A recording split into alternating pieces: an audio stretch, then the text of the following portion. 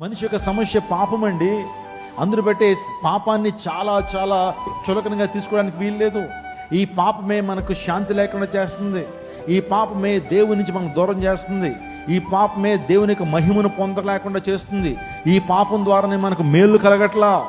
అందును బట్టి దేవాదేవుడు పాప బానిసతో ఉన్న మనల్ని విడుదల చేయడానికి తన సొంత కుమారుడు యేసుక్రీస్తు ప్రభుని లోకానికి పంపించాడు.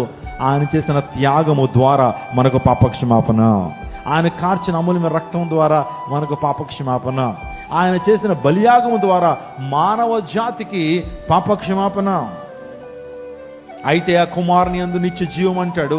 ఆ కుమారుని యందు మనకు పాపక్షమాపణ.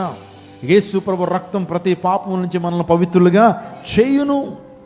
పాపం నుంచి విడుదల, పాప బంధకాల నుంచి విడుదల, పాపపు శక్తి నుంచి విడుదల, పాపానికి వచ్చేటువంటి భయంకరమైన తీర్పు నుంచి విడుదల. Praise God.